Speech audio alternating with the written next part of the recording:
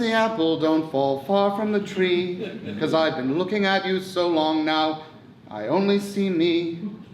I want to throw the apple into the sky, feels like you never understand me. Now I just want to drive to the airport. The airport, the airport, the airport. Hello, I'm Connor Ratliff, professional actor.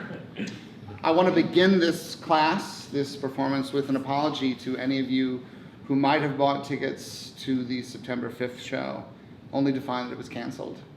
Did anyone do that? Did anyone? I'm sorry. I booked acting work, and I had to drive to the airport. The airport, the airport, the airport, to film a show. I cannot talk about it. It films in Montreal, Canada, and so I had to cancel the class and reschedule. But it only affected a few of you, so please disregard the apology. I feel bad for the people who are not here tonight because an acting career is unpredictable. And that's what we're going to talk about a little bit tonight. How many of you have been to one of these classes before? Anyone? A smattering, a smattering. The rest of you, please welcome. How many of you are professional actors? A few? A few? So most of you are civilians.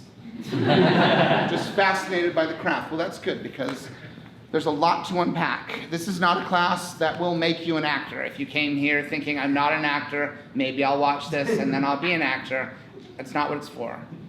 You might understand a little bit, and I don't want to discourage any of you who are on that journey, but I would like to talk to a non-actor who maybe at one point thought they might want to be an actor and maybe has the window open toward the possibility of it again. A very specific ask. I don't know if anyone will fit. All right, I'll ask you because you were one of the people who bought tickets and was not able to see the show that will now never happen. The September 5th show doesn't exist. It will not be replicated tonight because so much has changed in the past few weeks.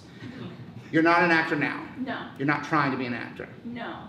But at one point, you were. I would like to be. I've always thought of. You'd like to be an actor, and you've always thought what? Finish the thought. That I would like to, but I don't think I would ever be good enough. You would like to, but you don't think. I know. I know. You don't think you would ever be good enough. Yeah. And then you amended it to say, I know. You are so confident that you are not good enough. Yep. There are bad actors who make a lot of money not doing it well. Not a lot of them, but there are some people who are not very good at acting who have thrived. Why do you think you wouldn't, at bare minimum, be one of those? I'm not ruling you out yet, by the way. Why do you think you wouldn't be good at it? What prohibits you from trying? Have you tried? I've played Dungeons and Dragons. You've played Dungeons and Dragons. Okay, so you've had to play a character. Yes.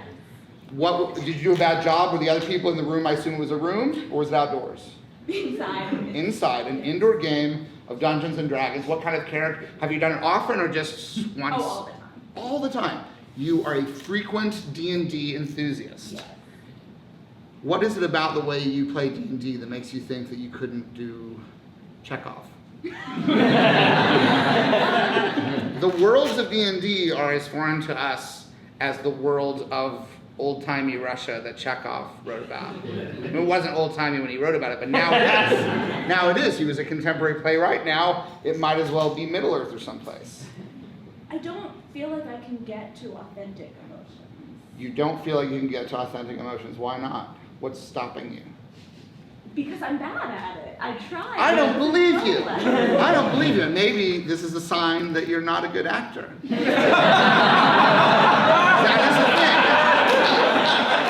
That is a thing that people say to people who are trying to act and are doing it poorly. They say, I don't believe you. But in this case, I'm talking to the real you. And I don't believe that you're incapable. Now, I might be wrong.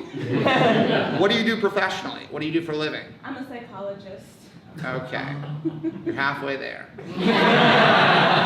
You understand the human mind? All acting is pretending that you want something and then often memorizing some things and making it look like you thought of it. You ever have to say something that you didn't write to a client? Sure. You have to say something, it's not original words, but you sort of say it as if you're thinking of it? Probably, yeah. Yeah? That's acting. Do you ever have to act like you're in a good mood with a client and act like you're interested in their problems and you're not because it's a bad day?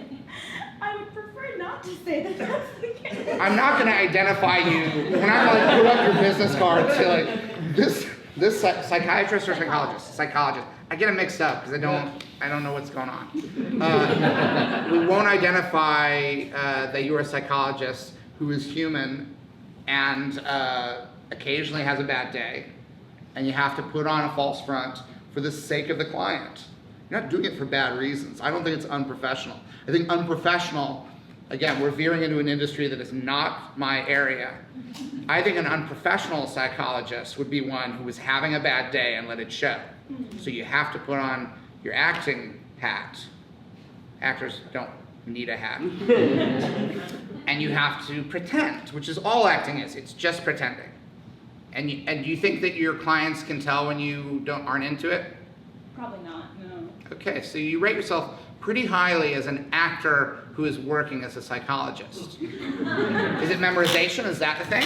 No, I have a good memory. You have a good memory. You know how to fake shit. You know how to be fake in front of a person where they buy it.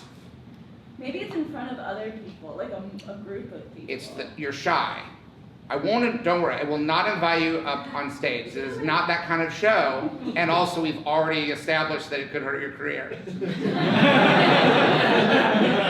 anonymity here is vital for the rest of the show because I believe it's being live streamed, so we do not want the world to understand what you are capable of. But so you've never been in a play in school? No, I was in a, what do you call it, like the mock court Trial? thing, mock trial. Mock trial? Who were you in the mock trial? I was the judge, and I was so quiet, even though there was a mic in front of me, that nobody could hear me, and they just shouted at me, speak up, and eventually everybody gave up, and they didn't need to. Who shouted at you? The teacher? And the audience. The audience? That is, I will not lie to you, that is the lowest point. When the audience is noting you during your performance. So you played. But I would argue, I mean, it is important to be heard in the theater. You were just being quiet because you were afraid? I thought I was being loud. So you were just unaware. And you weren't mic'd or you were mic'd? There was a microphone in front of me. I'm not convinced it was on, but I'm not sure. Okay, so you think you might have been sabotaged by an inactive microphone. Tell me about the judge that you were playing. Did you have a character as the judge? Oh, I definitely did not. You definitely didn't. So you just thought, I'm me, I'm not really a judge, but I am being loud enough for this microphone that I believe is working. What were some of the things that you said as a judge? Did you bang your gavel? I did. Was They that, heard that. They heard that. So I don't have a gavel, so I'm gonna use my fist, because if I do this, you won't hear it. And because volume is an issue in this particular reenactment, please forgive the lack of object work. The fist is going to be the gavel, even though that's not the way I'd play it if I was pretending. But then it really does feel like we're defeating the lesson we're trying to. What were some of the things the judge said? Order in the court. I think I definitely had to say, like, objection sustained.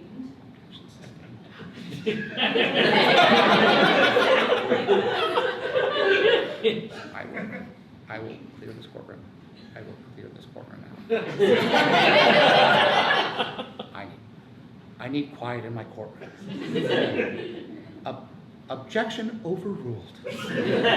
See? Just a half step up. A half step up. A half step up. We all have our struggles. A half step up. And I can play a soft-spoken judge. But make sure, I want to pitch it, okay? You in the back row. Can you hear me now? Can you hear me now? Can you hear me now? Yeah. All right, we found our level. I'm a soft-spoken judge, sworn to serve the people of the jurisdiction of New York City. Was it a New York City judge? Sure, yeah. Don't. Yeah. Sure. I was in Brooklyn. You were in, so Brooklyn, all right. I'm a Brooklyn federal or state judge. I think state. You think state. I do want to say the amount of preparatory work for this character. I'm sure when you're playing Dungeons and Dragons, you go fully into the characters. It's a lot of character work when you do Dungeons and Dragons. You figure out what your weaknesses are, what your strengths are. This judge that you were playing, let's give this judge a name. They didn't have a name in the mock trial? No. Let's give them a name. What name do you think they had? If now, with the passage of time and there's no pressure, we have all the time in the world to really flesh out this character. What do you think this judge's name was? Janice. Janice. Janice what? Smith. Okay. Janice Smith, Superior Court judge in Brooklyn. And she is soft-spoken, but do not defy her. Do not take my soft-spoken nature for weakness. This is my courtroom. This is my courtroom, and I will clear it. I will have you all in bracelets. Do you understand? And for the reporters, you will have 30 seconds to take photographs at the beginning, like in a concert. And then I don't want to hear another click, not a peep. This is going to be a murder trial. Was it a murder trial? It was. All right, I had the feeling. I had the feeling this is a big day for Janice. This is Janet's first murder trial. And I'm terrified. But I can't let them see it. I can't let them see how scared I am. Because that's my weakness. If people know that I'm vulnerable, then everything will fall apart. And a human being's life is at stake here. And there are people who've already lost their lives, and we want to make sure the right person is brought to justice. We want to make sure this is done right. My strength is that I'm thorough. I'm a thorough judge. If I think there's some funny business going on, I'll put an end to that right away. And if I need to raise my voice, I will do it. It won't get louder than this. But what if I am pushed? How loud could I possibly get? Mr. Stevenson, put your shirt back on! See, things get a little crazy. I tried to imagine an unlikely scenario, in which case Mr. Stevenson, the lawyer for the defense, took off his shirt to demonstrate a point he was trying to make. I don't go for those kind of cheap theatrics in my courtroom. So I nearly blew out my voice. What do I do for fun? Well, you know, it is not easy being a judge. And so I need to do something to blow off steam. So when I am done with a long day in the courtroom, I go back to my apartment, and I fix some snacks. I have some bags of chips, I have some pretzels, various things. Nothing too fancy, just for my friends who are coming over. We're gonna play some D&D. But when I play D&D, it's a chance for me to escape into another world because I see a lot of ugly stuff. I see sometimes the best of humanity, but often the worst.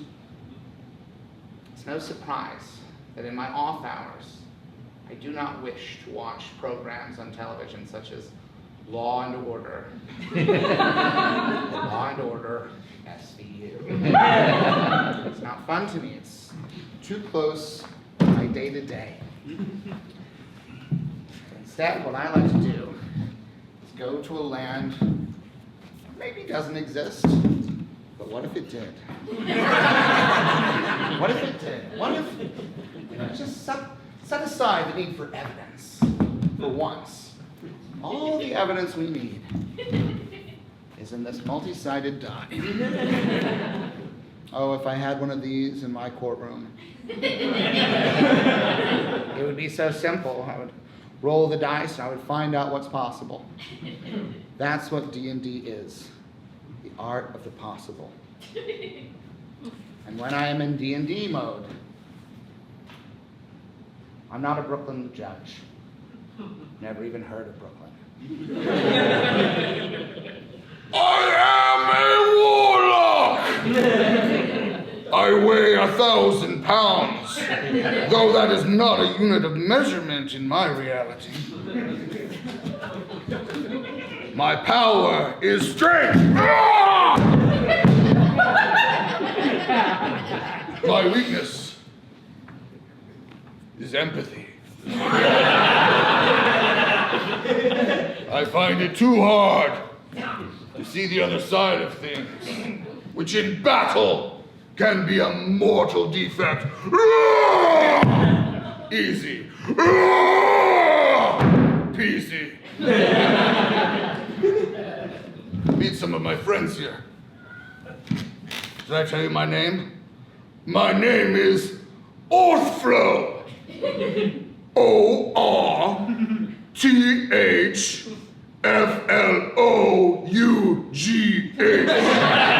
Orthflow! And this, my partner in battle, is Winifred. My name is Winifred. And I am a fairy. I fly through the air, I have magic. But I'm tired. I've used all my magic in my most recent campaign. I have very little left. I fear my time is running out. My wings don't flap. My spells don't work. Is it the end for me? We'll find out. Thankfully, I'm surrounded by friends, such as Orthflow. Oh, did I tell you about my father? Grundle! I'm a wizard. I have the tallest hat in the village, and it's filled with tools. I'm an unending supply of tools. I can throw them around, and it doesn't even matter. It's infinite. My hat is a portal to a dimension that is filled with nothing but tools. I also do magic, but since I got this hat, I rarely need to. I just shake my head until the tool comes out that I need, and we see what happens. And I love my daughter, but she's sick and possibly dying. She might not be here long, and that makes me very sad, but I put on a happy face. A parent should not outlive their child. But it's a crazy world. Lots of crazy shit has happened. And this is just one more thing I have to deal with. I hope there's a tool for my grief when the time comes. If not, I'll hang around with my best friend, Waldo. Hello. My name is Waldo, and I was hit with a rock. I am a peasant with no powers. I was hit with a rock. Did I tell you that already? I was hit with a rock. In the head, my skull cracked open. Part of my brain fell out. Oh well. Oh well. I don't remember if I told you about what happened to me. But Your Honor,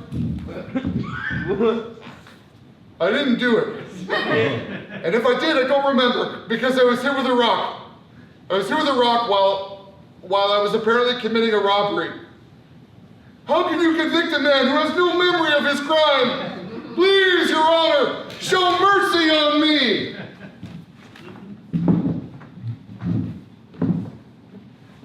You killed a man while committing a robbery.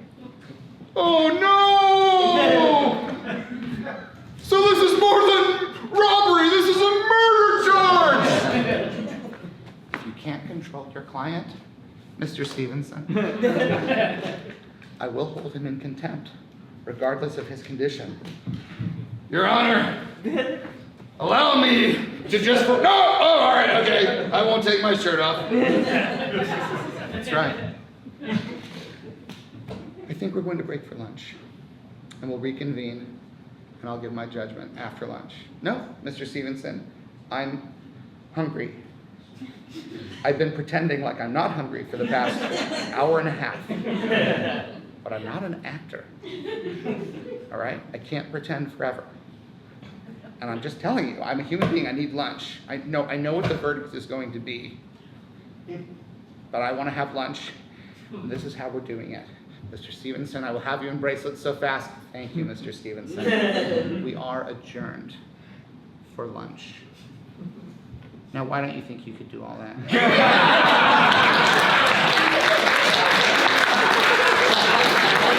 I'm doing what you do. All I did was the stuff you do. That's what you do. That wasn't me. You think that was me? What did you say? That's not even close to That's exactly what you do. Listen, the fact that I've never seen what you do doesn't mean that I'm not right about this. All right? Soft-spoken judge, that was your choice. That's not the choice I would have made. Soft-spoken judge. All this Dungeons and Dragons, that's not my wheelhouse. All right, that's you. That's what you do. What kind of characters do you do when you do D&D? I play barbarians who get angry and fight hard. You said I'm gonna laugh. You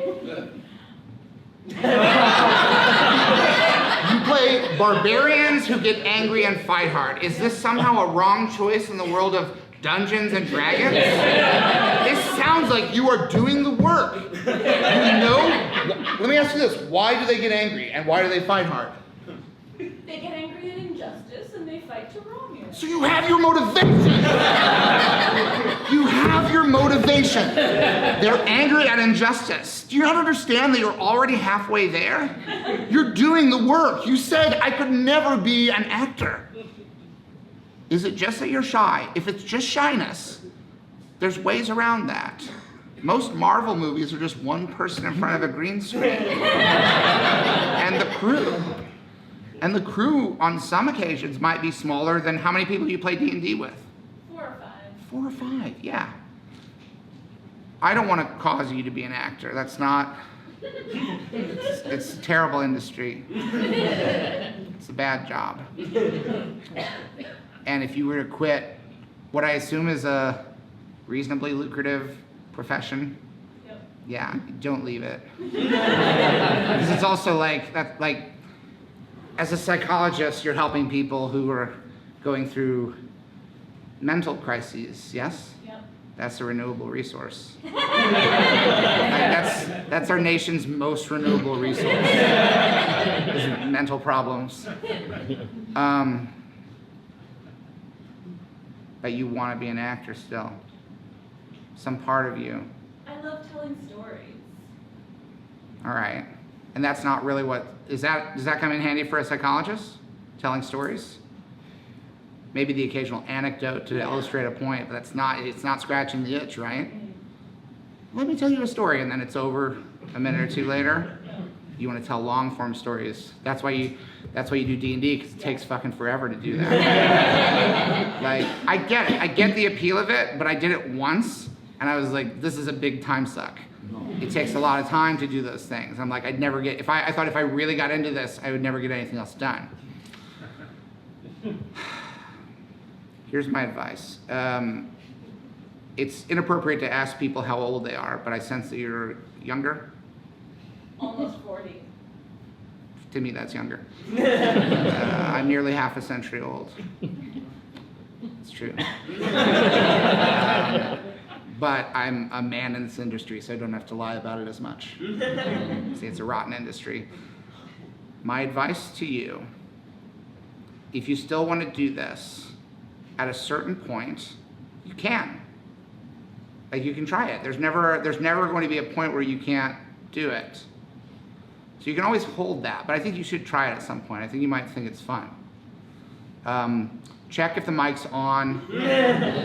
Do a sound check so you can make sure that you know, because if you don't know, like, once you can feel the difference, you'll know. So that's a useful tip. What else do I got for you? That's it. That's all I got for you. Oh, God! All right. Let me talk to someone who does identify as a working actor, if we have any in the audience. Oh, right next. This is going to look like it's all plants. Do you know each other? No. Okay. Hi. All right. can we agree this is the honor system? I don't work with plants. You're sitting right in the middle as if it's, so you're a working actor. Well, yes, but I'm not getting community theater. Community theater. So you're not getting paid. Right. So you're a non-professional. Yes. But do you do it often? Yes. All right, so we're the same. Okay. Because very often I'm not working, at which point it's, you know, if you're not working then, but you act because you love acting. Yes.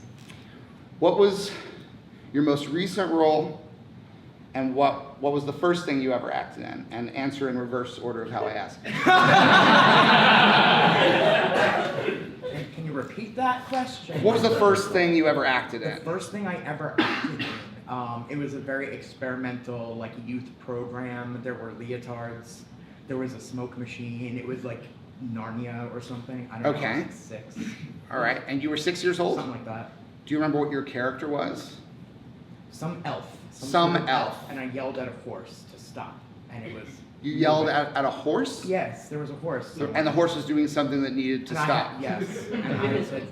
Do you remember what the horse was doing? It's fine if you don't, you were 6. I actually... Okay, oh my God. Let's- I actually believe that he was stopping when he was supposed to keep moving, and my line was, "Why are you stopping?" So- Why, and you deliver it like that? Why are you stopping?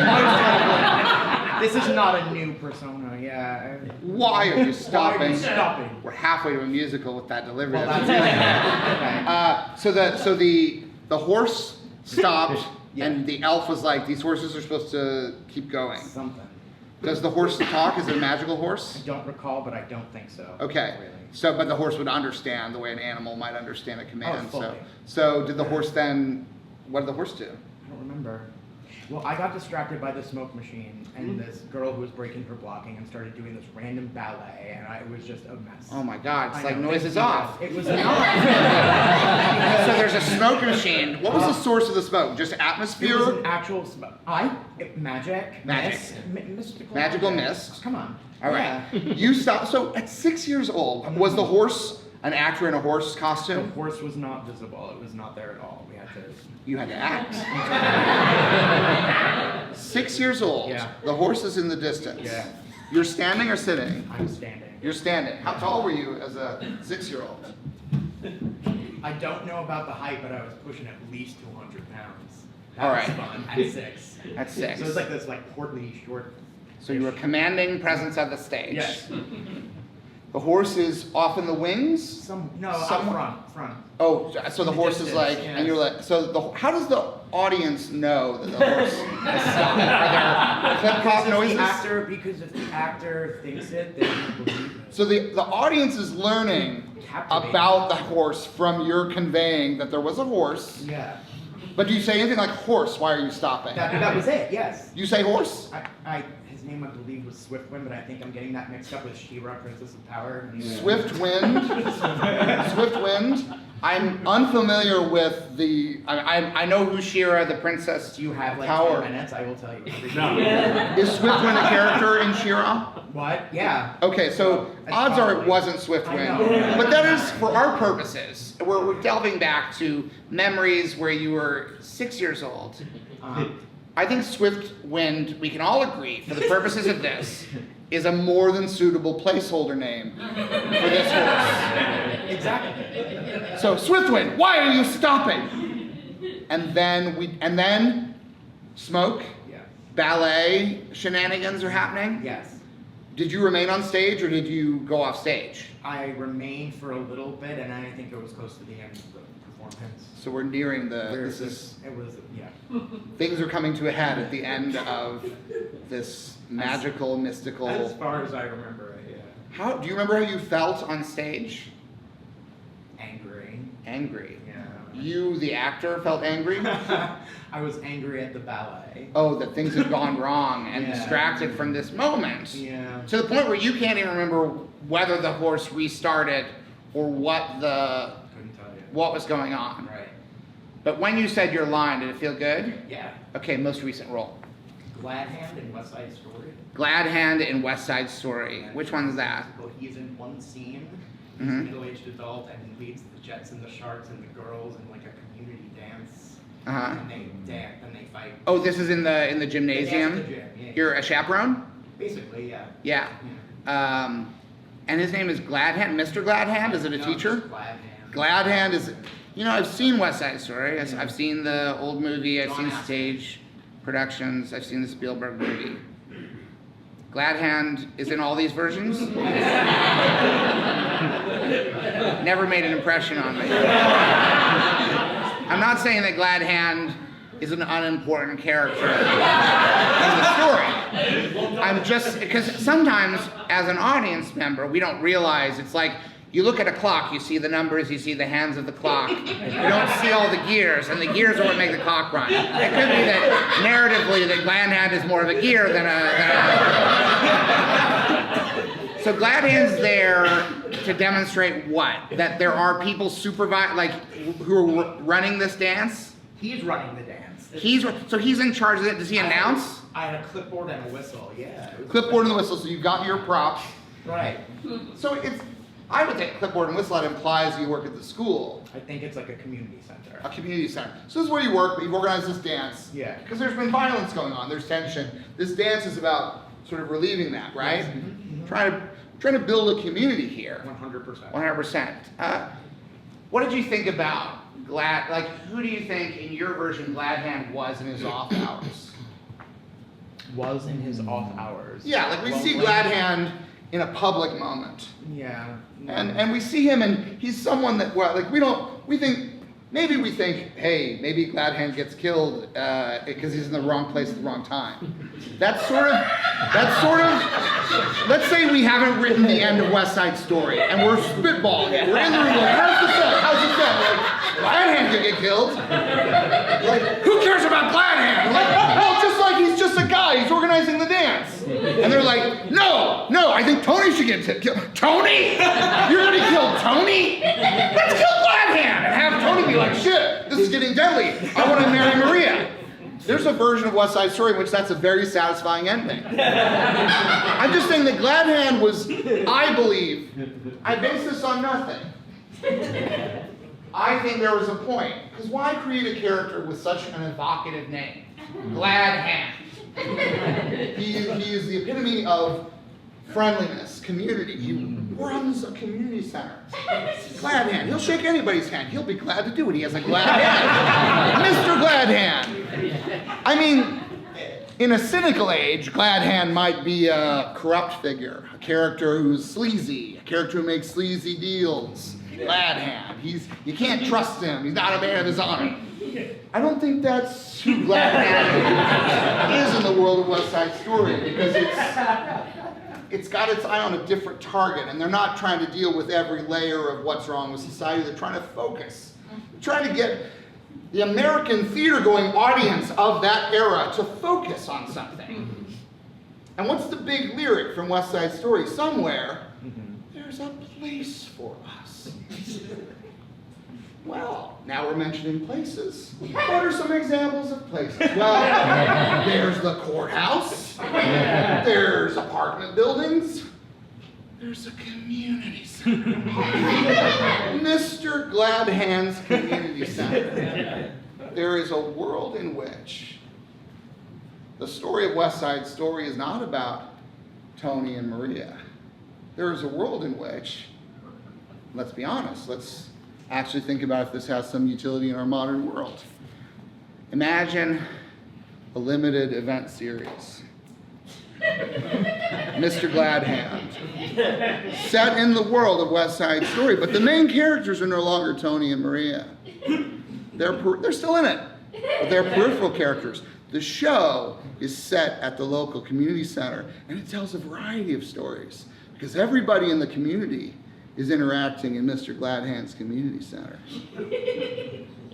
Scratch the itch for people who want a little bit more West Side Story, but they've already seen the story done. They want to know what else is going on in this world. This isn't just idle chatter.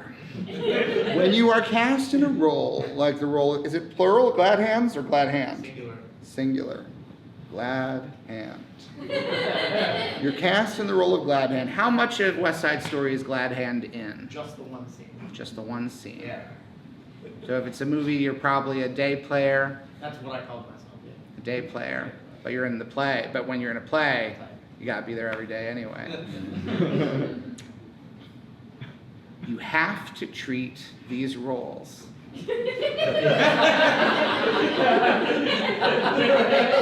as if they are bigger than they are in the text. There is that thing about there are no small roles. It's not true. Glad Hand is a small role. I don't like that saying because it's not true. It's tricky. There are no small roles, only small actors. Fuck you. There are small roles. This guy says 3 things. It's not a big role. Don't tell me there's no small roles. But what they're trying to say, with that horrible saying, what they are trying to say is that when you get cast in a small role, part of your adventure as an actor could be, maybe you don't want to do too much, so you just, Glad Hand's in one scene. I treat it like an easy one. I hang out with the actors backstage during the rest of the play. We drink sodas or whatever. And if that's what you like, then maybe you are a small actor. I don't know. But there's nothing stopping you from building out the world. And again, now we're getting into your training, psychology. Glad Hand could be the main character of that play. And it's just by a twist of fate that he isn't. When they were coming up with that story, it should be like Romeo and Juliet. Well, there's no Glad Hand type character. If we use that as a template, we're like, well, maybe Glad Hand's just in one scene. Okay, yeah, maybe he's in one scene. Well, I thought we were going to make the whole thing about the community center. No, I think it should be like Romeo and Juliet. All right, well, Glad Hand's in one scene. That's how it is. What is something that Glad Hand says? We're gonna have a few get-together dances. We're gonna have a few get-together dances. He's saying this to everyone. He's got his clipboard. He's got his whistle, and he's announcing that something's gonna happen in the future. Yes. Let me ask you this: after Tony is murdered, Yeah. you think those dances still happen? I think he tried. Yeah. You think he tries? Yeah. It's New York City. So you think Glad Hand's dances go on? They continue. I do. All right. That's a very optimistic view. Because there's a world in which he does the one, they're like, hey, somebody got murdered shortly after that. Your dance, Mr. Glad Hand, caused some trouble. It's true. Tell me about your approach to playing Glad Hand. What did you think when you got that role? What was your thought process? Wow, that's cool. Well, I want to say, like, I actually volunteered to play it. Like, knowing the size of the role, like, I wanted to be in that thing. The dance. You want to be, I'm the guy who makes the dance happen. He's like one of the only people in the piece that really sense a tragedy coming, and everybody else is kind of not oblivious, but it's like, this is a very serious situation. Yeah. You're like, I want to be the guy who knows that this is going to end bad, and he's trying to stop it. Yes. Trying to hold his stance. Yes. Trying to prevent a murder here. Yes. But he doesn't say that. No. That's your Not so subtext. Okay. So when Glad Hand is saying, We're going to have a few of these dances going forward. Yeah. Your internal monologue is, God help us. We got to prevent a murder. I hope these dances will do it. Spot on, actually. Yeah. You gave him you saw the big picture. Glad Hand is not just some guy who wants to have a fun time or a series of fun times Right. at the community center. Right. He's trying to save lives. Yes. In his way. Now let me ask you this. Okay. When I asked if you were an actor, you then were like, oh, hold on. Yeah. Community theater. They didn't pay me. They didn't pay me. Should I have not volunteered? Yeah. No. Yeah. The role is about community. The play is about community. Never apologize for being a community theater actor. All right? There are a lot of, I'll say this, there are a lot of really bad actors in community theater. We've all seen them. But there are a lot of good actors in community theater. And the only difference between a really good actor in community theater and Daniel Day-Lewis is that he won't do it unless you pay him.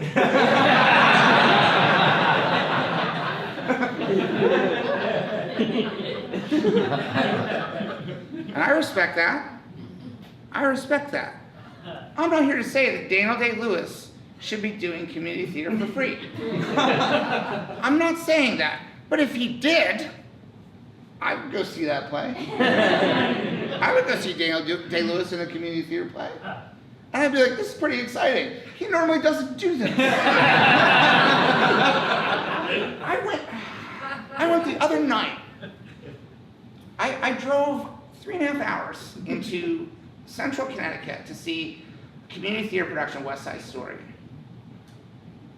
And there was a slip of paper in the program, and they said, tonight, the role of Mr. Gladhanger will be played by Daniel Day-Lewis.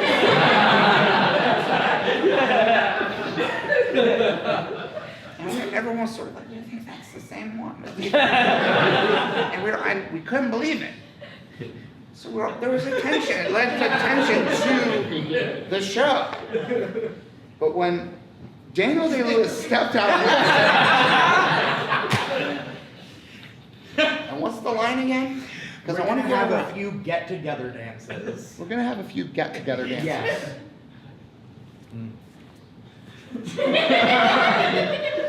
He took his time. There was a pause in the scene that I don't think exists naturally in most productions. And I got the feeling that maybe, and this is forgivable, there was a part of Daniel Day that kind of thought, this is my only part in the play, and I'm going to take my time with it. I think he felt a little bit entitled to it, and he was not wrong.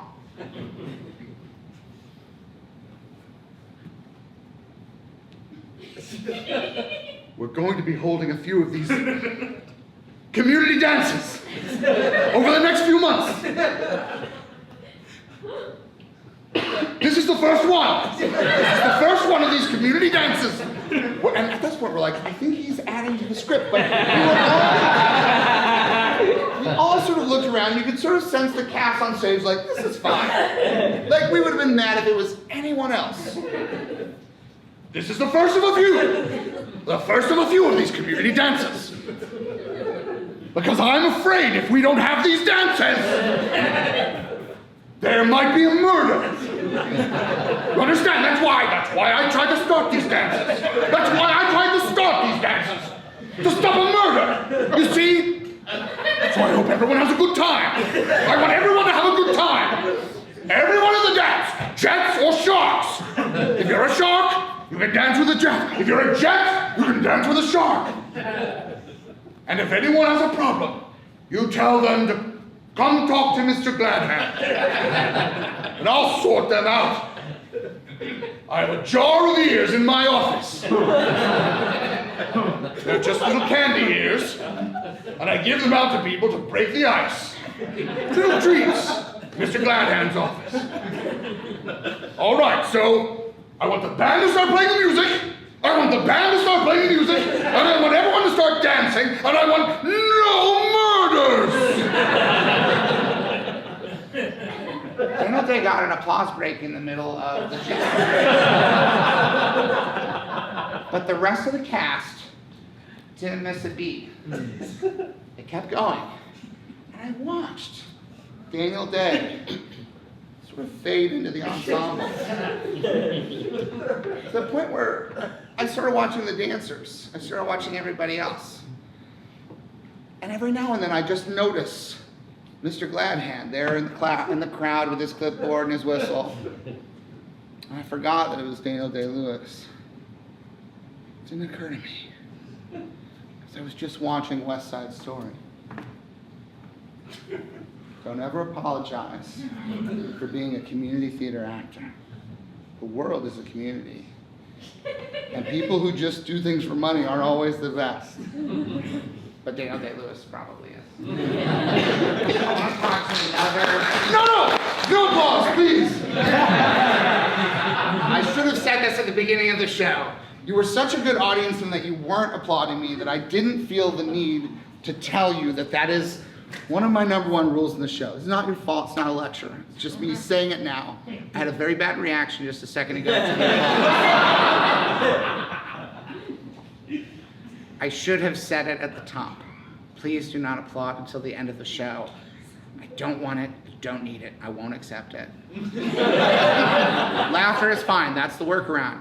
If you feel like clapping, laugh instead. Because laughing during anything is sort of acceptable, and well, I mean, there's obvious societal examples where it's not good, like a funeral or I don't know, a disaster.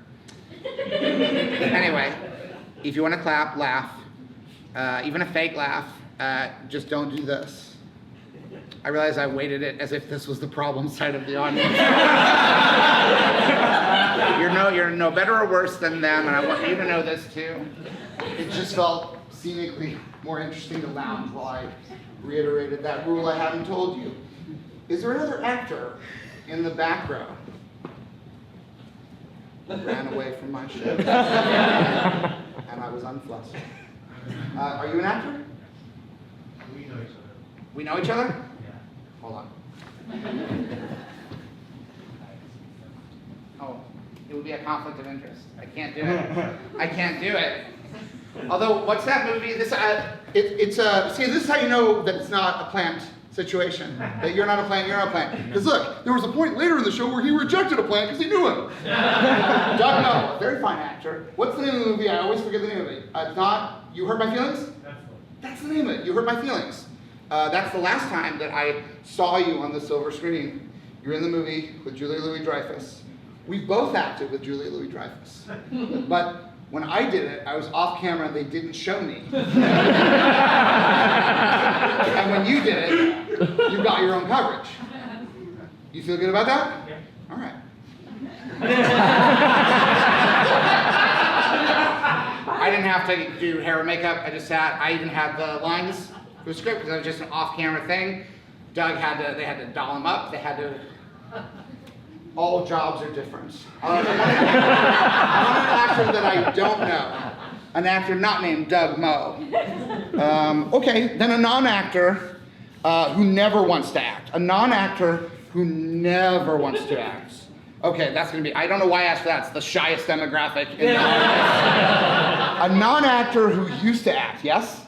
I actually have both of these things. Okay, great. Which things? I am a non-actor who doesn't want to act, and I used to act. A non-actor doesn't want to act, used to act. Why'd you stop acting? Well, a few things. One is money. Money. You wanted more of it, or there was too much coming in? Oh my God, I have to stop! I can't, please, no more acting! Just too much, you know? No, I needed more money. I needed something stable, so All right. I needed that. What kind of acting were you doing? What's the last acting you did? The last acting thing I did was a Renaissance festival. A Renaissance Festival, and what were you? I was a cut purse. I was a thief. A thief. Yeah. Do you think that you got so into the character that the drive for more money? Because a thief, famously, a thief wants more money. Like if you play a thief who doesn't want more money, that's a complicated character that's hard to understand. You played a cutthroat? No, a cut purse. I mean, A cut purse. So you cut people's purses and take the purse? Yeah, they call it cut purse. I'll just say thief because that's easy. No, I like cut purse, now that we've established what it is.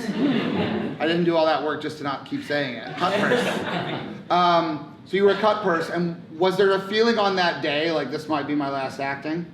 No, but I did have a feeling, well, it was like a whole summer gig, so I got paid to stay up there and, Yeah. live there and whatever. And I think I just sort of it was my second time doing it, and I just sort of had this feeling of like, even though the people are wonderful and everything like that, I just sort of was like, oh, this is maybe not like for me anymore. I just get too much anxiety Right. and things like that. What do you do now? Oh, it's great, customer service. Customer service. And is there more money in that? Well, there is. Yeah. But yeah. Right. Do you like customer service? I like talking with people, Mm-hmm. but But not when they're like, I didn't get what I wanted. yeah, and I also just I worked in customer service for a long time. It's a common thing the customer will say to someone in customer service. Some version of I didn't get what I wanted. Exactly. What's the best acting you ever did? Because customer service is an acting job. Yes, it is a bit, for sure. Yeah. But the best acting I think I ever did was probably when I was in high school, Mhm. and I was in a play called Theophilus North. The And what? Theophilus North. Theophilus North? Yeah. What's that? I'm unfamiliar. I can't remember who it's by, but I played 3 different people, and then other people just played around me. You played 3 people, other people just played around you. Yeah, exactly. Was Theophilus North a title character? He was the title character, but I played 3 different women, and he was like 3 different women in his life. Mhm. So it was basically mostly just me and him, but there was a few other people, but like, it was something that I was.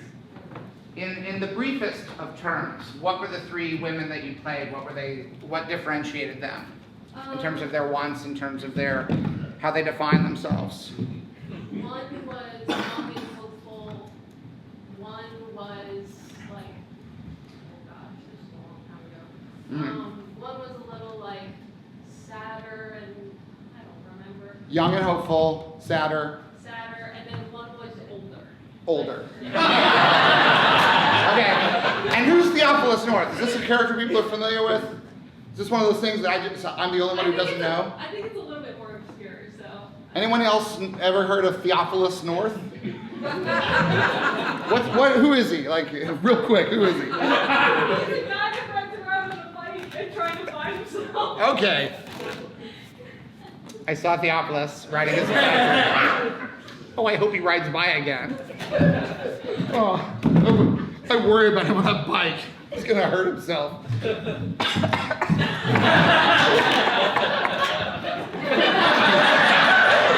Oh, I think I want to marry Theophilus. Oh, I'm just worried my career is gonna get in the way. Oh boy, that's a dilemma.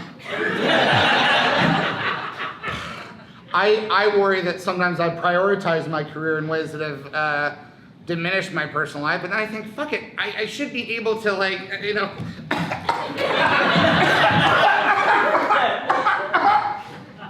Listen, I think you can do better than Theophilus North. I do not, listen, I've seen a lot of guys like him, they ride around their bikes, they never find themselves. Do not waste your time, okay? I like him, I think he's good at riding the bike. I've never seen him fall off of it. And it's a tricky looking bike. Oh, I hope he's just going in a circle, because then we'll definitely see him again. Or he comes back the way he rode. I think he will. I really do. Oh, I doubt it. It's a one-way street if he came back that way. No, this whole town has been designed wrong. All the roads in this town have been designed wrong. It takes me 20 minutes longer to get to work than I ever thought it would because of the way that the city planning has been. I just shouldn't be living here. You are not as old as you think you are. And you are wasting a lot of your life. You are wasting a lot of your life feeling like shit about stuff that you could change tomorrow if you wanted to. Yeah, tomorrow's just another day. Shut up! Shut up! Shut up! Oh, look, there's Theophilus! Theophilus! Do you think he saw me? Oh, I hope he saw me. He definitely didn't see you. He wasn't looking our direction. It doesn't matter anyway. I heard he's engaged. What? Oh no! Engaged? Where did you hear that? Don't trust her. She's a gossip. I am not a gossip. I am not a gossip. I just heard that. That doesn't make me a gossip. Oh, I hope it's not true. I hope it's not true. I think I have real feelings, but there are a lot of fish in the sea. So if he is engaged, then I'll just find somebody else. Oh, Jesus Christ. You are a headache to be around. You know that? Maybe you won't find somebody. You ever think about that? No. Listen, let's just get the check, okay? I'll pay for it. You guys can Venmo me. I think I'm having a heart episode. If you are, you should go to a doctor. I think I'm having a heart episode. Not me. Oh, Theophilus. You girls can go. I'm gonna wait here. I know he's gonna come around again. My name is Theophilus Norton. And I ride my bike all over town. And I can feel the women looking at me as I ride my bike to and fro down. My dad is on the city planning commission. And when I was 7 years old, my dad let me design how all the roads in town go. I said, Daddy, please let me design the way the roads go. And he said, I really shouldn't. And I said, please, Daddy, it's all I want. And he let me do it. And I got my way. I could marry anyone I want. That's what my mother says. She says, you're a handsome, beautiful boy. Any girl would be lucky to have you. There's no one that could ever compare to my mama. My father is the luckiest man in the world. And I'll just have to settle for something else, because that's the way of society.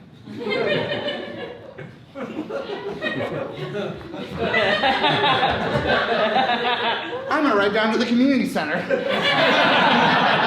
and see what Mr. Gladhand has to say. Yes?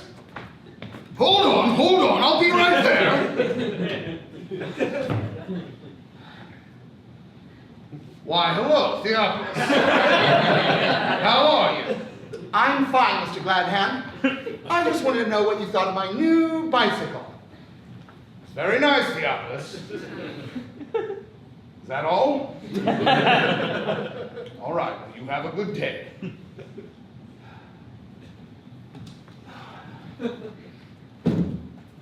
Who was it? It was Theophilus North, dear. I think that boy will come to no good end. You always say that. You always think there's going to be some bad thing that's going to happen. It's true, it's in my nature. I guess I'm a bit paranoid. Not a great judge of what might happen in the future. A great judge like my wife, the Honorable Janice Smith.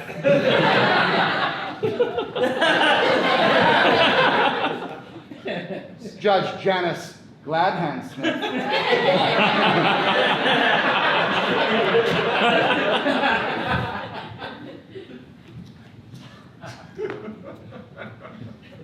I hope we've learned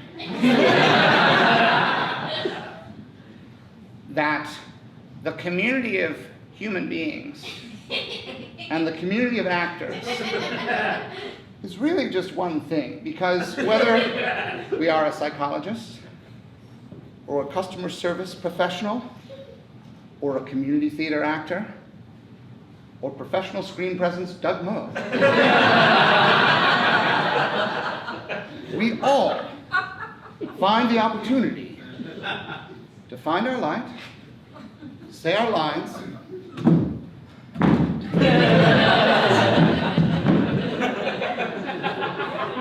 and to pretend, which is just another word for acting!